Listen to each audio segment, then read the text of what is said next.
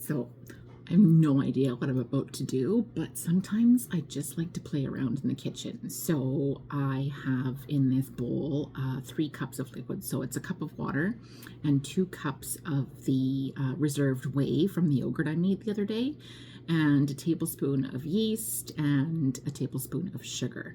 And I've had them sit here at room temperature just to start blooming the yeast. Now I'm going to add about 6 cups of flour. Then I'm going to add a pinch of salt. I'm just going to, and then we're going to pour that over top. And then I'm going to put that in my stand mixer and give it a blend. All right, so I'm going to put that down, lock it in place, give it a turn on. We're going to give that a mix. It's like it's still quite sticky, but I want to stop it right here. I'll let that rest now for about 15 minutes. Okay, so I let that proof for about 15 minutes, and now what I'm going to do, I've rubbed some oil on my hands just so the dough doesn't get too sticky on them. And I'm going to just do a little hand knead in the bowl here. I'm going to stretch it out and pull it in on itself. So I'm going to do that a couple of times just to kind of mix it from the bottom to the top. Okay, proofing for almost an hour. And every 15 minutes I've been coming over to kind of just give it a mix in. I don't know exactly what I'm trying to accomplish, but I'm kind of hoping that maybe it'll be a bit of a fermented dough and that it'll be really airy once I bake it. But I still have yet to see what I'm even creating. So I'm going to just pour that out onto a floured surface, because now what I'm going to start to do, oh, I like the way it pulls for sure. Now what I'm going to start to do is to knead, or fold it, should I say. Now, move my measuring cup out of here. I'm going to just dust my hands a little bit, because what I want to do is start picking it up a little bit and folding it in on itself.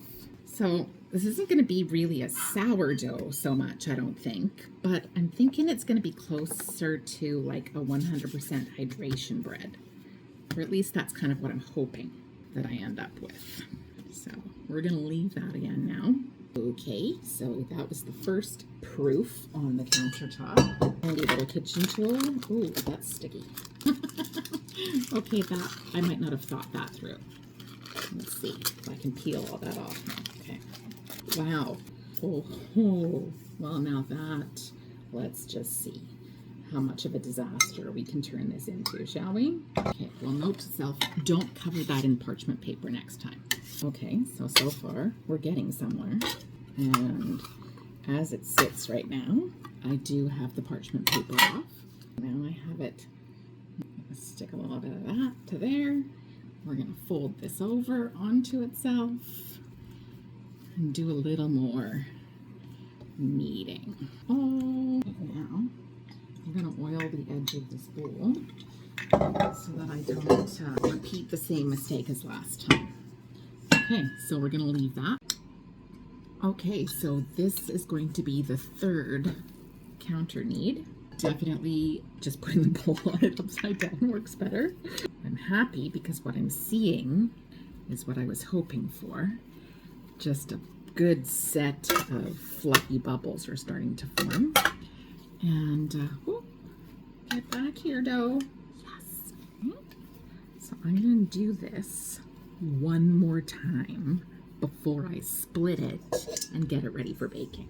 Okay, so no idea what I'm doing still, but I've dusted the top of this round loaf and I'm heating up my Dutch oven at 425 so it can go into a really nice hot oven. And I've just gotten a blade here and I'm just going to cut a little pattern in it. Lola has opinions about that, so let's see what that. Okay, so here's what I'm going to do now. The Dutch oven has been in a 425 degree oven for about 5 minutes or so, just to heat up, get it nice and hot. Now what I'm going to do is pick up this loaf, see if I can do this without being as much of a disaster as I usually do. Let's see how this will work. And I'm going to slip that right into the center of that top. Yes, crunchy, look pretty. Okay, now I'm gonna put the lid, whoa, without breaking it hopefully, I'm gonna put the lid on that, pop her in here, and I'm gonna bake that for 15 minutes with the lid on.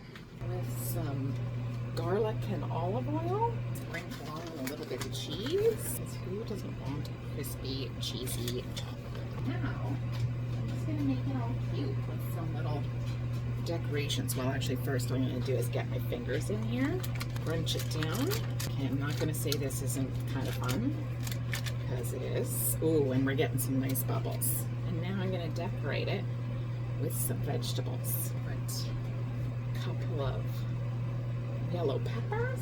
Put one in the center of that one, just like a little flower bud. And this one, we're going to put some in the center of this one like this. And just like this. Oh my gosh, that's gonna split with some fresh dill and thyme. Then we're gonna cover that and let that finish rising while the other one's baking in the oven.